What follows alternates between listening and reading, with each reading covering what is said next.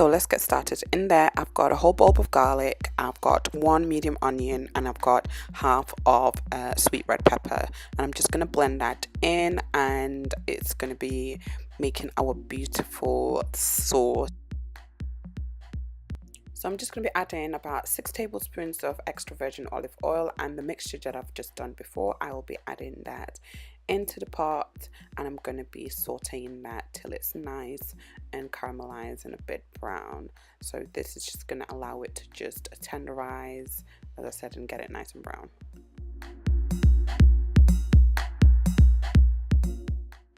So I've got about 730 grams of steak mince beef, and I think this gives it a really nice taste because there's less fat in it, and it just gives it a really more of a rich and in-depth flavor. So I prefer to use a steak mince, or even if you go to your local butchers, just ask them to mince some steak for you. That's exactly what I've done, and I'm just going to brown the meat over. I'm just going to make sure it's not all together, so I'm going to break it in pieces as I mix it and make sure that everything is nice and brown. So I'm just adding some salt to the meat.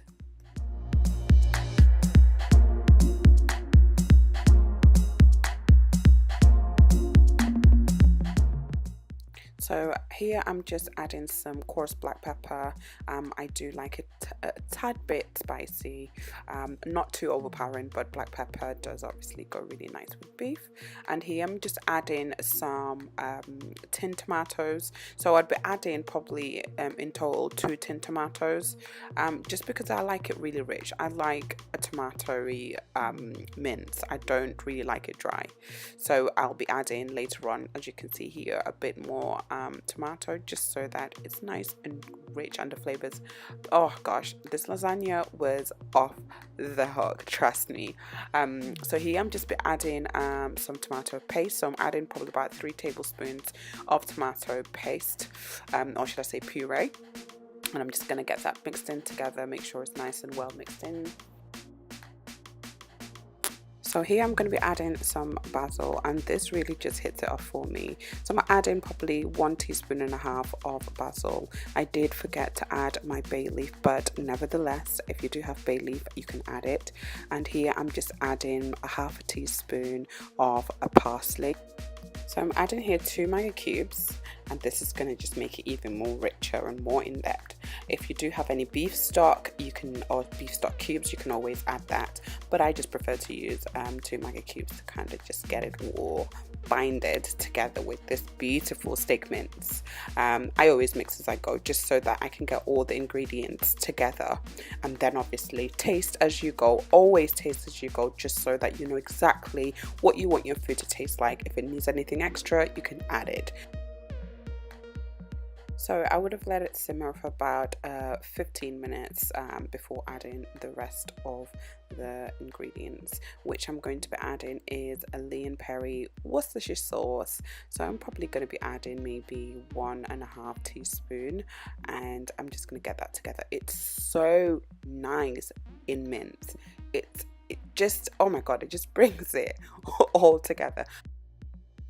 So I'm just going to allow it to just slow cook whilst we get to our white sauce, which is a bit more technical, but we shall have fun doing this. So I'm going to be adding 1.5 tablespoons of butter, and I'm just going to melt that, and I'm going to start proceeding to adding plain flour so that I can make my white sauce. So here I'm adding 1 teaspoon at a time, or 1.5 teaspoons, just to get it to a thicker mixture. And you do have to be quite quick with this, so if you do need help, get someone to help you, but here I'm just adding it as I go till I thicken it up. I don't have a specific amount of plain flour that I add, but I continue adding till I get a mixture of a sort like this, and then I will start proceeding to add in milk. So I did lose my whisk, so I had to use this which is for my cake mixture. but I use this, and you'll see that my husband will help me to pour the milk as I mix the both mixtures together, and just make sure it's nice and smooth, because you have to be really quick so you get it nice and smooth, no lumps. So if you can get help, definitely get help to make sure you mix it in and pour it in gently, and mix it till you get it a really nice creamy mixture. So you'll see it at the end that it's no clumps, it's nice and mixed, and that's exactly what you need.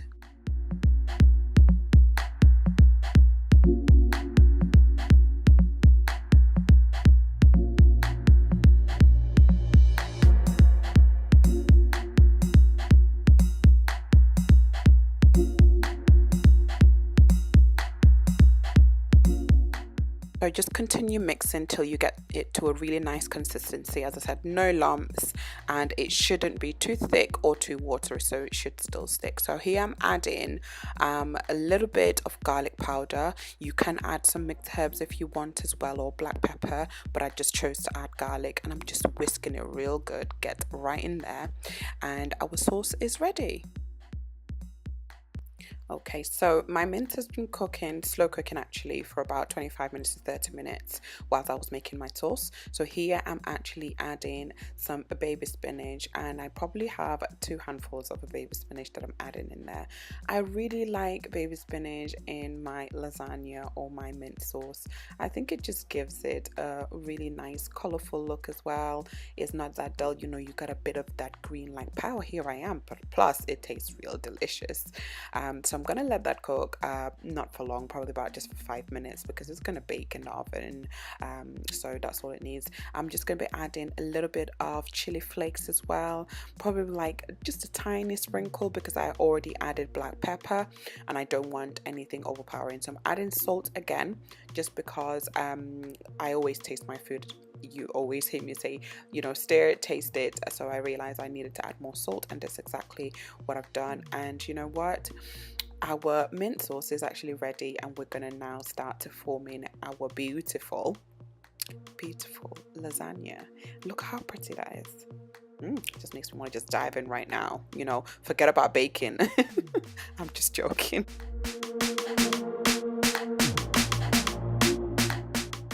So okay, it's time to now assemble our lasagna. So I always add the sauce at the base. Some people add oil or butter. I just add the sauce at the base. It has a little bit of oil in it. And here I'm going to be using some fresh lasagna sheets, and I got this from Tesco. I prefer the fresh ones rather than boiling them. It just tastes a lot nicer, and plus it's easier. So just cutting it to just make sure it fits in, and the pieces I just put it in together, and I'm just going to assemble it. It's pretty easy. The sheets I got from Tesco, they are a packet of, they've got 6 in the pack, which always fits in perfectly for my lasagna tray or my baking tray.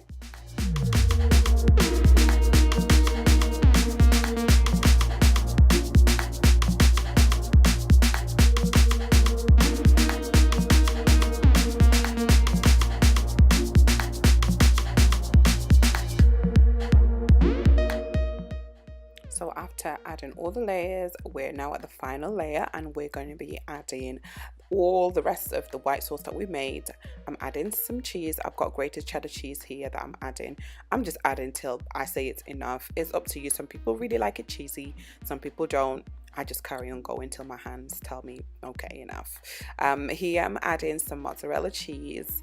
I love mozzarella cheese in it just because of it's just, I love cheese. I am lactose intolerant, but I don't discuss that, you know, that's just my decision. But yes, in goes in the oven at 170 degrees, and it's cooked for about 35 minutes to 40 minutes. Boom, bam, I am cutting into it, and this was so good. I did a dance, I did a shimmy, because I love good food.